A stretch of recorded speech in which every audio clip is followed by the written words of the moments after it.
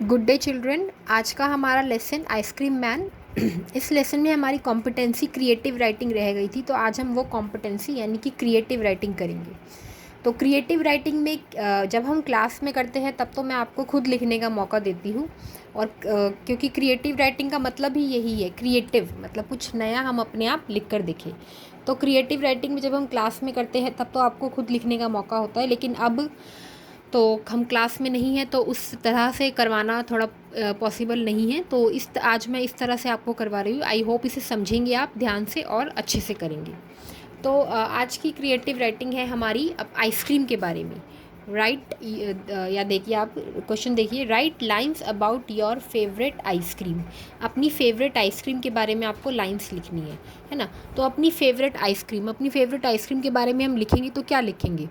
उसका नाम लिखेंगे, उसकी वो कैसी दिखती है वो लिखेंगे, उसका फ्लेवर लिखेंगे, उसकी कंपनी लिखेंगे और उसका प्राइस। यही सब बताएंगे ना जब हम अपनी फेवरेट आइसक्रीम के बारे में बताएंगे तो, है ना। उसका नाम, उसकी कंपनी, उसका टेस्ट, उसका फ्लेवर, उसका प्राइस, है ना, मुझे वो कैसी लगती है, ये सब। तो ऐसे ही आज हम अपनी फेवरेट आइसक्रीम के बारे में क्रिएटिव राइटिंग करेंगे, यानी कि कुछ लाइंस लिखेंगे। तो आप देखिए, फर्स्ट लाइन मैंने क्या लिखी है, my favourite ice cream is chocobar. मेरी फेवरेट आइसक्रीम चोकोबार है। Its flavour is chocolate. Chocobar का फ्लेवर कैसा होता है? चॉकलेट।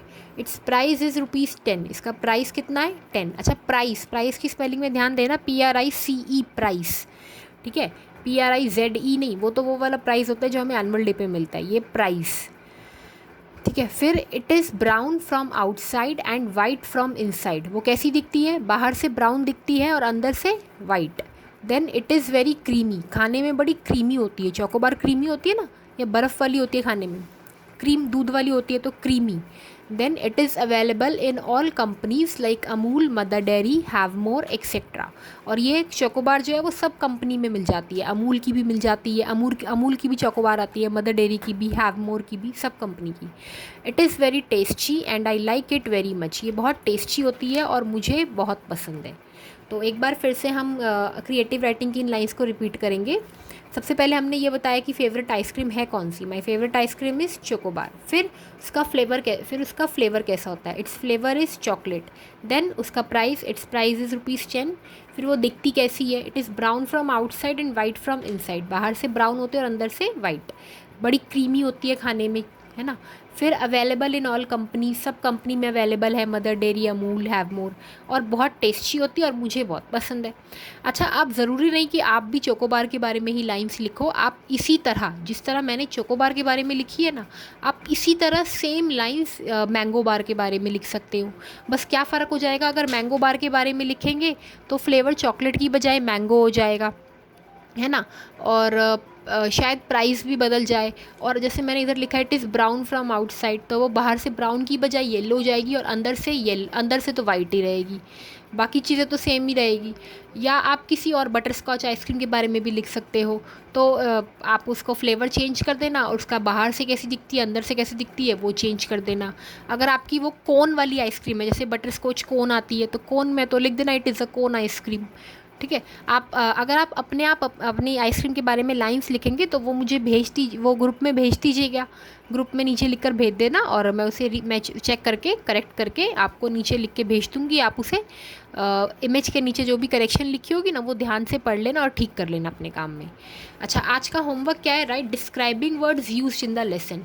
इस लेसन में जो जो डिस्क्राइबिंग वर्ड जो ये बताए कोई चीज़ कैसी है, वो यूज़ हुए हैं, वो आपको लिखने हैं। जैसे कि जॉयफुल, लेसन में आया ना वर्ड जॉयफुल। जॉयफुल साइट, कैसी साइट, कैसा नज़ारा देखने में, जॉयफुल। और कौन से डिस्क्राइबिंग वर्ड्स आए हैं लेसन में, और मतलब जो ऐसे वर्ड जो ये बताए कोई चीज़ कैसी है। जैसे कि जैसे आइसक्रीम मैन लेसन में आए हैं, जॉयफुल आया है, और कूलिंग आया है। राउंड अम्ब्रेला, कैसा अम्ब्रेला? राउंड, तो राउंड एक डिस्क्राइबिंग वर्ड है। थिक, थिक एक डिस्क्राइबिंग वर्ड है। तो ये सब डिस्क्राइबिंग वर्ड्स लेसन में आए हैं, है ना। जॉयफुल, राउंड, थिक, कूलिंग, और कौन से आए हैं?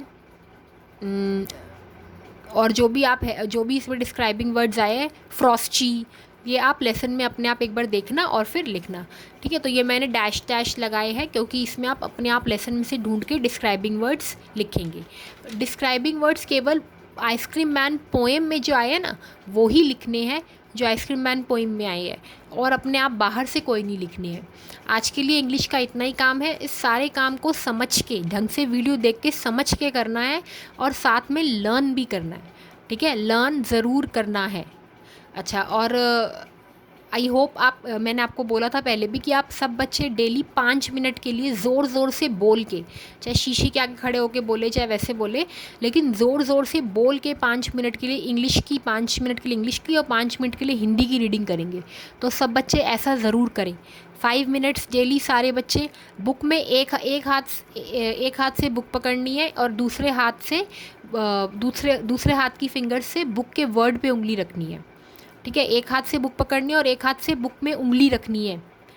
जो वर्ड आप पढ़ रहे हैं उस पर फिंगर रखनी है और फिर शीशे के आगे खड़े होके ज़ोर ज़ोर से बोल के पढ़ना है, चाहे 5 मिनट ही सही। जैसे मैंने अभी यहाँ कॉपी रखी है ना, तो वैसे ही आप एक हाथ में तो अपनी बुक पकड़ेंगे और एक हाथ से ऐसे फिंगर लगा के my favourite ice cream is chocobar, ऐसे फिंगर लगा के शीशे के आगे ज़ोर ज़ोर से बोल के पढ़ना है। 5 मिनट के लिए हिंदी और 5 मिनट के लिए इंग्लिश, डेली करना है ये काम, चाहे ऑनलाइन क्लास आए चाहे ना आए। तो आज के लिए इतना ही, और अपने पेरेंट्स को तंग मत करिए और घर में रहिए। Stay home, stay safe.